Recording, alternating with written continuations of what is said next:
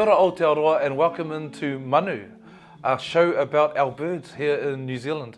And I think it's a real important time to tell their story because according to Māori and a whole lot of other ethnicities, beneath the sky and above the earth, the birds, the trees, the bugs, the insects, everything was created first, which makes them all superior to us, our tuakana, and we should respect them. So I think that if we did live by those philosophies, we probably wouldn't be in lockdown right now, but hey, that's not the story that I'm here to tell.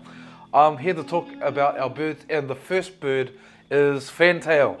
Yeah, tirairaka, tiwaiwaka, piwaiwaka, piwakawaka. There's so many names for Fantail. And the reason I wanted to pick that bird first is because it's got a real bad rap, and it's because of Maui, Maui the demigod, and he was a real titu fella.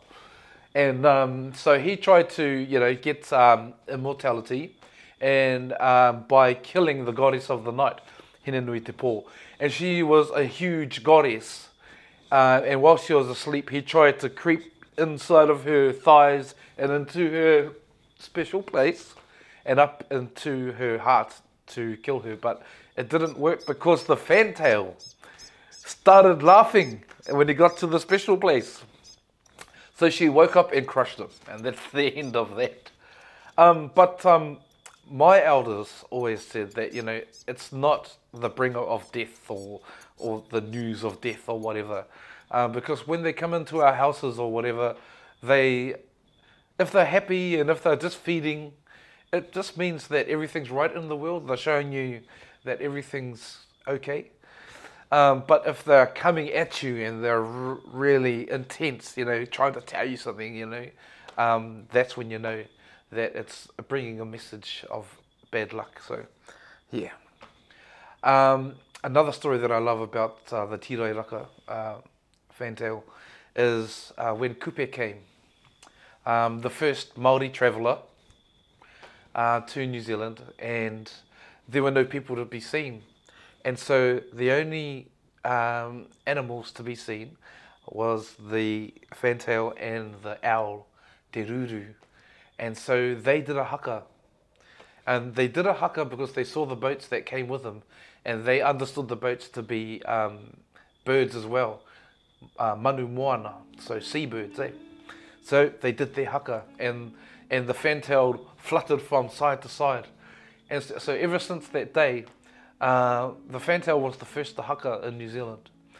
And today, All Blacks, everything, all started from that time. So yeah, it was a beautiful time, and I thank that bird for that. The other one was when Maui was looking for his auntie Mahiika, the maiden of fire, and the Fantail didn't tell him or disclose the information as to where she was. And so he grabbed Fantail and he squeezed him as hard as he could. And because of the squeezing, the tail kind of flipped out like that, and the eyes bulged as well. And so ever since that day, the Fantail stayed with its tail, like so. So yeah, heaps of beautiful stories, Scientifically, the male and the female build their nest together, and they bring up their young together. I think that's a beautiful thing. That's another thing that humans could learn from animals.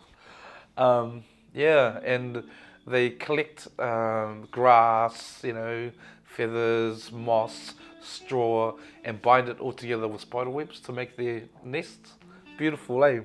And they only feed by wing, which means when they eat the insects, they only catch them when they're in flight. Yeah, so that's the only time they feed as well. So yeah, it's a beautiful bird. I love the bird. And so that's the first bird, tirairaka. That's the Fantail. And the proverb that I'm going to finish on, because that's what I'm going to do every time, is he tau tirairaka.